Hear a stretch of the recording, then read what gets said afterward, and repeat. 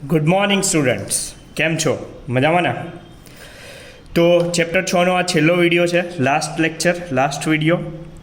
અને એમાં એક ઇમ્પોર્ટન્ટ ટૉપિકની વાત કરવાની છે. બહુ જ સરસ ટૉપિક છે, સૌથી સારો ટૉપિક કહેવાય ચેપ્ટરનો, કે જેમાં કંઈક સરસ રીતે ભણવા જેવું છે. પણ બદનસીબી એ છે કે ક્યાંય પૂછાતો નહીં, ક્યારેય નહીં. ખાલી એલિંગામનો ઉપયોગ શું થાય એ હવે ઉપયોગો તો યાર નાના છોકરાઓને બી આવડે.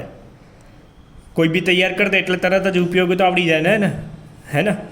પણ થોડુંક ડિટેલિંગમાં આપણે જઈએ, થોડુંક હું તમને ડિટેલિંગમાં લઈ જઈશ. આપણે ચોપડીમાં જે આપેલું છે એ પૂરતું થોડુંક ભણવાનું તો ખરું, પણ એના સિવાય હું થોડુંક તમને એક્સ્ટ્રા લઈ જાઉં, એ ખાલી તમારે ધ્યાન રાખવાનું છે. તો સૌથી પહેલાં એલિંગામનો ઉપયોગ કેમ થયો? આપણે, તમે જાણો છો કે ઉષ્માગતિશાસ્ત્ર સાથે આપણે ધાતુ કર્મ વિધિને જોડવાની છે, એટલે એના ઉષ્માગતિકીય સિદ્ધાંતો આપણે જોવાના છે, બરાબર છે? તો એક સમીકરણ તમને યાદ કરાવું કોઈ બી પ્રક્રિયા માટે, કે ડેલ્ટા જી બરાબર delta H minus T delta S થાય. ડેલ્ટા જી બરાબર delta H minus T delta S થાય. અને ડેલ્ટા જીનું મૂલ્ય જેટલું ઋણ એટલું પ્રક્રિયા આપમેળે જાતે થાય. પ્રક્રિયા આપમેળે જાતે થાય. અને આના વિશે તમે ડિટેલમાં ઉષ્માગતિશાસ્ત્રની અંદર ભણી ગયા છો, અને તમારું ફેવરેટ ચેપ્ટર છે, બરાબર છે? કે ડેલ્ટા જીનું મૂલ્ય વધુ ઋણ ક્યારે હોય, અને એનું એક આખો કોઠો એક તમે બનાવેલો છે, કદાચ ખ્યાલ હોય તો છતાંય આપણે થોડુંક અહીંયા જોઈ લો કે શું છે. કે કોઈપણ તાપમાને ડેલ્ટા જી નેગેટિવ હોય એનો મતલબ કે ટી ડેલ્ટા એસ પોઝિટિવ થાય. નીચા તાપમાને ડેલ્ટા એચ નેગેટિવ તો ડેલ્ટા ટી ડેલ્ટા એસ પણ નેગેટિવ, પણ મોડ ડેલ્ટા એચનો વધારે હોય એટલે ડેલ્ટા જી નેગેટિવ બને. અને જો delta H positive, delta T delta S પણ પોઝિટિવ છે, પણ જો ઊંચું તાપમાન છે એટલે મોડ ટી ડેલ્ટા એચ કરતાં વધારે થાય એટલે પ્રક્રિયા આપમેળે થાય. અને રિડક્શન કર્તાનું કાર્ય, તમે સમજો છો કે આપણે રિડક્શન કરવાનું છે, તો રિડક્શન કર્તાનું કાર્ય ડેલ્ટા જીનું મૂલ્ય ઋણ બનાવવાનું હોય. શું બનાવવાનું હોય? ઋણ બનાવવાનું હોય. હવે તમે કહેશો કે સર આ ચોપડી લઈને આજે કેમ બેઠા છો? તો ભાઈ આ આકૃતિ મારે દોરવી ના પડે, અહીંયા સરસ રીતે દોરીને આપી છે, તો આપણે એમાંથી જ જોઈશું, બરાબર છે? તો ડેલ્ટા જીનું મૂલ્ય ઋણ બનાવવાનું હોય, એ કામ આપણે રિડક્શન કરતાનું હોય. ડેલ્ટા એચ એન્થાલ્પી ફેરફાર છે, અને ટી ડેલ્ટા એસ, ટી તાપમાન છે, અને ડેલ્ટા એસ એન્ટ્રોપી ફેરફાર છે. એટલે જો ડેલ્ટા એસ ધન હોય તો તાપમાન વધારતા ટી ડેલ્ટા એસનું મૂલ્ય વધશે, અને ટી ડેલ્ટા એસનું મૂલ્ય વધશે એટલે delta H less than T delta S, અને આ પરિસ્થિતિમાં તાપમાન વધારતા ડેલ્ટા જી ઋણ બનશે. એટલે ખાસ એન્ટ્રોપી ફેરફારનું ધ્યાન રાખવાનું ભાઈ, કે ડેલ્ટા એસ યાદ કરો. ડેલ્ટા એસ વિશે જ્યારે તમે ભણતા હો, ડેલ્ટા એસ વધુ ક્યારે વધારે હોય? જ્યારે અવ્યવસ્થા વધી હોય. એનો મતલબ કે પ્રક્રિયા, ધારો કે આર ગિવ્સ પી છે, અને અહીંયા ગેસ પણ ડેલ્ટા એન જી એટલે કે NP minus NR, NP greater than NR હોય, ત્યારે ડેલ્ટા એસનું મૂલ્ય આપણને ધન મળશે. અને ડેલ્ટા એસનું મૂલ્ય ધન ક્યારે મને? જ્યારે વાયુઓ વધારે બનતા હોય. ખાસ રિડક્શન પ્રક્રિયાઓમાં આ વસ્તુઓનું ધ્યાન રાખવાનું છે, કે જ્યારે વાયુઓ વધારે બનતા હોય ત્યારે ડેલ્ટા એસ વધુ ધન બને, અને તાપમાન વધારે ત્યારે જોઈએ, કેમ કે ત્યારે ડેલ્ટા જી ઋણ બનશે. હવે જે બે પ્રક્રિયાઓ, એટલે કે ઓક્સિડેશન અને રિડક્શનના યુગ્મનથી એકંદર પ્રક્રિયા માટે આપણે પ્રક્રિયા કઈ લેવાની છે? કે જેના માટે તમે ઓક્સિડેશન અને રિડક્શન, કારણ કે રિડક્શન કરતાનો ઉપયોગ કરવાનો છે એટલે એનું ઓક્સિડેશન થવાનું છે, એટલે એનું ઓક્સિડેશન થવાનું છે એ, અને રિડક્શન, જે રિડક્શન કરતા એ ધાતુ ઓક્સાઇડનું રિડક્શન કર્યું છે એ રિડક્શન બંનેનું યુગ્મન, હું ફરીથી તમને જે કહું છું એ ધ્યાન રાખો કે ધારો કે આપણી જોડે કોઈ ઓક્સાઇડ છે MXOY અને અહીંયા કોઈ રિડક્શન કરતા છે એ, આ બંને વચ્ચે જ્યારે પ્રક્રિયા થાય ત્યારે M અને AXOY બને, એટલે આ જે તમારો રિડક્શન કરતા છે અને આ તમારું ઓક્સિડેશન કરતા છે, અને આ બંને તો અલગ અલગ પ્રક્રિયા તરીકે તમે જ્યારે જોવા જાઓ, MXOYમાંથી M અને O મળે અને ફરીથી A+Oની પ્રક્રિયા થાય એટલે AXOY મળે. બેલેન્સિંગ તમારે જાતે જોવાનું છે. જેમ કે હું અહીંયા લખું તો આ X મળે, આ YO મળે, આ X A સાથે પ્રક્રિયા થાય એટલે AXOY મળે,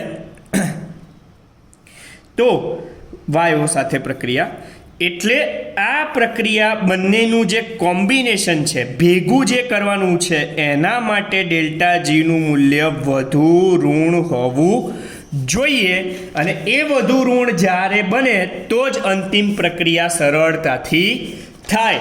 અને એલિંગામ આકૃતિઓ આપણને એ જ વસ્તુ સમજાવે છે કે ધાતુ માટે કયો રિડક્શન કરતા યોગ્ય હશે કે જે યોગ્ય તાપમાનના મૂલ્યે યોગ્ય ડેલ્ટા જીનું મૂલ્ય આપશે.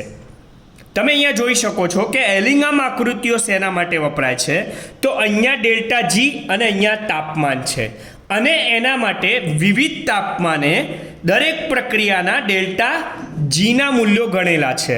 તો સૌથી પહેલાં ઓક્સાઇડમાં રૂપાંતર, ધાતુનું ઓક્સાઇડમાં, દરેક ધાતુનું ઓક્સાઇડમાં રૂપાંતર જોશો, અને પછી તમે જોઈ શકશો કે કયા તાપમાને કયો રિડક્શન કરતા યોગ્ય. જેમ કે હું આ MgOની પ્રક્રિયાની વાત કરું, આ પ્રક્રિયાની વાત થાય છે જ્યારે, આ પ્રક્રિયા તમે જુઓ તો અહીંયા કયો રિડક્શન કરતાં વધુ ઉપયોગી બને?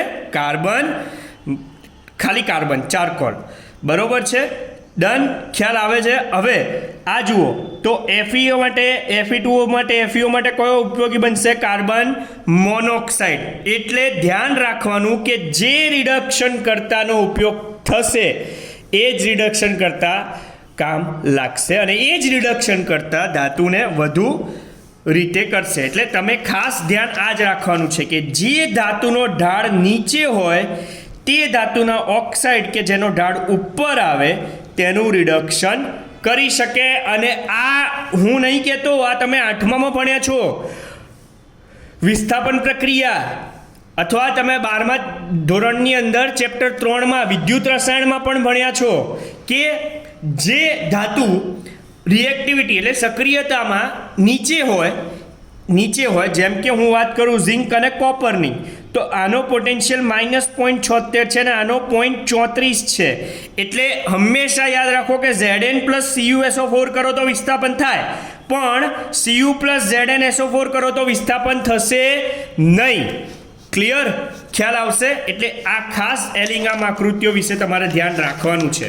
હવે આ રિડક્શન કરતાનો ફાળો કઈ રીતે વધુ ઉપયોગી છે તમારે એ જોવાનું છે. જુઓ કે એલિંગામ આકૃતિઓમાં તમે જુઓ સૌથી પહેલાં કે જુઓ, સૌથી પહેલાં હું તમને કહું કે સૌથી પહેલાં ઉપર કોપરનો ઓક્સાઇડ જુઓ તમે, આવી રહ્યો, બરોબર છે, આ સૌથી ઉપર છે, સૌથી ઉપર કોનો ઓક્સાઇડ છે? કોપરનો ઓક્સાઇડ છે. હવે એ કોપરના ઓક્સાઇડ Cu2ની રેખાની સૌથી ઉપર છે, જેથી કોપરના ઓક્સાઇડનું કોપરમાં રિડક્શન કોક વડે સરળતાથી થાય. શેના વડે સરળતાથી થાય? કોક વડે. જ્યારે રિડક્શન કરતાં તમે જુઓ છો સૌથી ઉપર લાઈન એની જ છે. ક્લિયર? ડન. તો એ જ રિડક્શન કરતાનો ફાળો કઈ રીતે ત્યાં ઉપયોગી થાય છે તમારે એ જ જોવાનું છે કે સૌથી પહેલું કામ MXO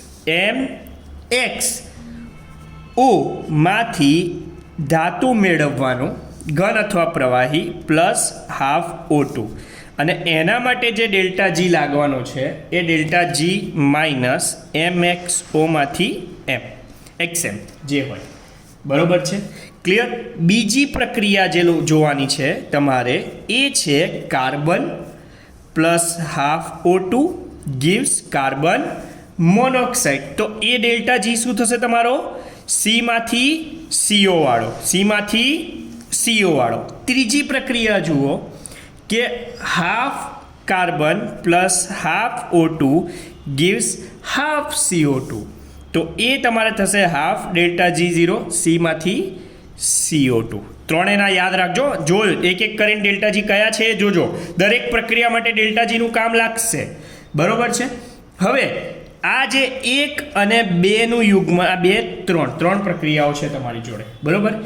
1 અને 2નું યુગ્મન કરો. ચલો તો MXO plus C, half O2 જતા રહ્યા, XM પ્લસ C. બરોબર છે. એક આ મળ્યો CO ગેસ, આ સોલિડ સોલિડ સોલિડ. 1 અને 3નું યુગ્મન કરીએ. કોનું યુગ્મન કરીએ છીએ હવે? 1 અને 3નું યુગ્મન કરીએ છીએ. જો 1 અને 3નું યુગ્મન, MXO plus half C, half O2 ગયા, XM પ્લસ હાફ CO2. આ તમને 2 સમીકરણો મળ્યા. આ તમારું 4થું સમીકરણ, આ તમારું 5મું સમીકરણ. બરોબર છે. ઓકે. તો જો આ જ પ્રમાણે જો કાર્બન મોનોક્સાઇડ, ધારો કે કાર્બન મોનોક્સાઇડ, અહીંયા હજુ એક પ્રક્રિયા લખીએ છીએ, CO plus half O2 gas gives CO2 gas, એટલે ડેલ્ટા G0 CO માંથી CO2નું રૂપાંતર. બરોબર છે. આ તમારું 6થું સમીકરણ થયું. તો અહીંયા જો કાર્બન હોય તો 1 અને 3નું, 1 અને 2નું. જો કાર્બન ડાયોક્સાઇડ બનતો હોય તો 1 અને 3નું. અને હવે જો કાર્બન મોનોક્સાઇડ રિડક્શન કરતા હોય તો 1 અને 6નું combination CO gives MXM plus CO2 gas. આ તમારું 7મું સમીકરણ. બરોબર. ક્લિયર. તો 4 અને 7, 1 4 અને આ 7 ધાતુના ઓક્સાઇડનું ખરેખર રિડક્શન વર્ણવે છે અને આપણને પૂર્ણતા માટે જરૂરી છે. એટલે તમારે આ 2 સમીકરણો જોવાના અને જ્યાં રિડક્શન થતું હોય ત્યાં એનો ઉપયોગ, કયું રિડક્શન કરતાં ઉપયોગી થાય છે એનું એલિંગામ આકૃતિ વડે તમે નક્કી કરી શકશો. અને આ બિંદુ પછી તમને ડેલ્ટા G0ના 2 મૂલ્યોનો તફાવત નક્કી કરશે. અહીંયા તમારે તફાવત જોવાનો, 1 અને 2 ભેગા કર્યા એટલે એ તફાવત જોવાનો, અને 1 અને 6 ભેગા કર્યા એનો તફાવત જોવાનો. જ્યાં મૂલ્ય વધુ ઋણ મળે તે પ્રક્રિયાનો ઉપયોગ રિડક્શન કરતા તરીકે થાય છે અને એ રિડક્શન પ્રક્રિયા વધુ સરળ બને છે. એટલે જ્યાં ડેલ્ટા G0નો તફાવત વધુ ઋણ મળે તે પ્રક્રિયા સરળતાથી રિડક્શન માટે ઉપયોગી થાય છે. ખ્યાલ આવશે? ક્લિયર? તો આ હતો એલિંગામ, જેમાં ખરેખર સમજવા જેવું હતું. અને એના આધારે, એલિંગામ આકૃતિના આધારે તમે આકૃતિ જોઈ હશે. એક એક કરીને જુઓ શાંતિથી. એક એક કરીને જુઓ. તો સૌથી પહેલાં કોણ આવે? Mg. પછી કોણ આવે? સૌથી વધારે એનર્જી રિલીઝ થાય છે ને, Mg. પછી કોણ આવે? એલ્યુમિનિયમ. પછી કોણ છે? ઝિંક. પછી કોણ છે? કોપર. તો આ રિડક્શન કરતાનો ક્રમ તમે જ્યારે જોતા હો કે રિડક્શન કરતાનો ક્રમ, તો કઈ રીતે થશે કે Mg greater than aluminium, greater than silicon, chromium, zinc, copper, mercury અને સિલ્વર. આ ક્રમ એલિંગામ પ્રમાણે તમારે યાદ રાખવાનો રહેશે. ડન? ખ્યાલ આવશે? ઓકે. તો આ જ વસ્તુ છેલ્લી બાકી હતી. હવે આના આધારે તમે આયરનનું નિષ્કર્ષણ જોશો. નિષ્કર્ષણ આખું મેં તમને ભણાવી દીધું છે કે કઈ રીતે થાય. સૌથી પહેલાં આયરનની જે ખનિજ હોય, જે ઓક્સાઇડ છે, Fe2O3 અથવા Fe3O4, હેમેટાઇટ કે જે બી હોય, એમાંથી સૌથી પહેલાં તમારે સંકેન્દ્રીકરણ કરવાનું. પછી ભુંજન કે કેલ્સિનેશનની જરૂર પડે કે ઓક્સાઇડ છે તો કેલ્સિનેશન જ કરવું પડશે કારણ કે ઓક્સિજન હાજર છે. પછી વાત ભઠ્ઠીમાં તમારે એના રિડક્શન ઝોનમાં દરેક તાપમાનના અલગ અલગ બિંદુઓ હશે. એ તાપમાનના બિંદુઓથી તમે જ્યારે એલિંગામ આકૃતિનો ઉપયોગ ત્યાં પણ કરશો ત્યારે તમને જાણવા મળશે કે ડેલ્ટા કાર્બન મોનોક્સાઇડ વધુ ઉપયોગી થાય છે રિડક્શન કરતા તરીકે. ઓકે.